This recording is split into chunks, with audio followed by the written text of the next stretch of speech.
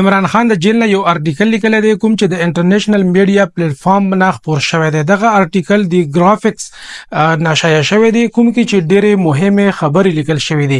عمران خان په دې ارټیکل کې څه لیکلي دي او آیا دغه ارټیکل عمران خان د جیل نه څنګه لیکلی او بیا لیکلی دی چې د عمران خان سره دا وخت په ملاقاتونو باندې او په خبرو اترو باندې سختي شوی هم ده.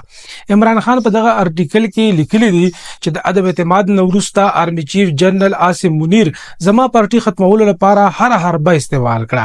زمانه یې د بیټ نه خواخسته او زما د پارټي ورکرانو باندې ظلم کولو خلاف فوج هیڅ ونه کړل. 8 فروری ټاکنې د دوی دا پلان مکمل ناکام څرګند کړو. په یو داسې ملک کې چرته چې د پارټي د نخې پته نه وي نو د پارټي امیدوار پته نه لګي. زما د پارټي تنان په آزاد حیثیت سره او په بیلابیلو انتخابي نخو سره ټاکنو کې برخه واخیسته او دوی لپاره عوام بهر راووتل او دوی ته په درنښ مېر باندې وټونه ورکړل. په 8 فروری ولس د اسټابلیشمنت ایجنډا د جمهوریت د لارې مسترد کړه او یو جمهوریت بدله ته واخیسته او د ریاست لخوا جوړه شوې د 9 مئی خبره هم مسترد کړه. بدبختینا د ولس د وټونو احترام کولو په ځای باندې اسټابلیشمنت په ټاکنو کې درغلي وکړه او بلل شوی تنان مشران کړل. د پاکستان په تاریخ کې په فوج باندې دومره په کولو مړ باندې نیوکه نه دي شوی او د حکومت نه دا وخت غب جوړ دی. ریاست نه صرف د پارټي په مشرانو او کارکونانو باندې دباو غورځوي ولې خبريالان او د بشري حقوقو لپاره کارکونکو باندې هم دباو اچول شي. په سوشل میډیا باندې د خلکو आवाज بند کړل شوی دی او ایکس پلیټ فارم تړل شوی دی.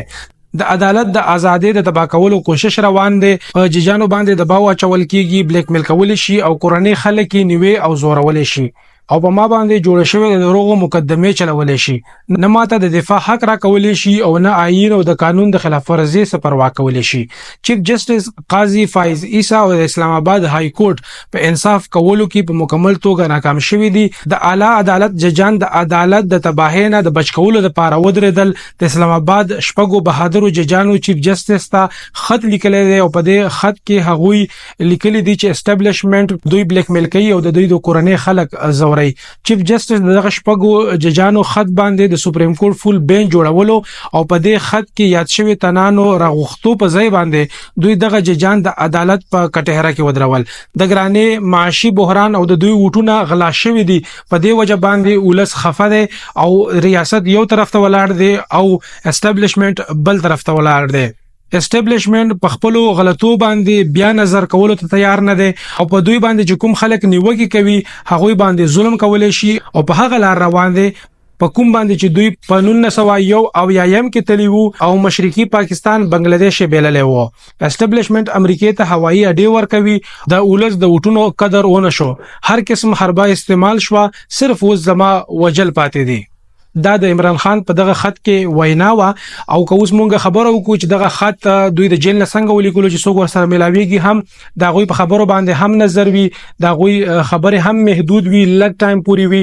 دا خط دوی څنګه ولیکلو صحافیان چې کوم دی هغه ورسره داسې په کولو مټ باندې نشي ملاوي دي قبل په وکړي شي او د ټلیګراف کما رساله چې دا یقینا غډه ذاته مستنده ده. عمران خان په دې کې څه خبرې ډېرې ذاتي پر اختیا او ټیک کړې دي خو دا ځنې خبره چې دوی د وایي چې صرف زما وجل پاتې دي د خبره د دوی د ډېر وخت نه د خبره کوي او دوی په دې باندې خپل ورکران هغه یو ځل بیا توانایي او احتجاجونو دغه طرف ته پننی دغه ویډیو کې هم دومره د تګ نه وړاندې یو خاص چې تاسو زما پښتو ډیجیټل دغه چینل سبسکرایب کړئ. ذاکر الله اجازه ورکړئ. د الله په امان.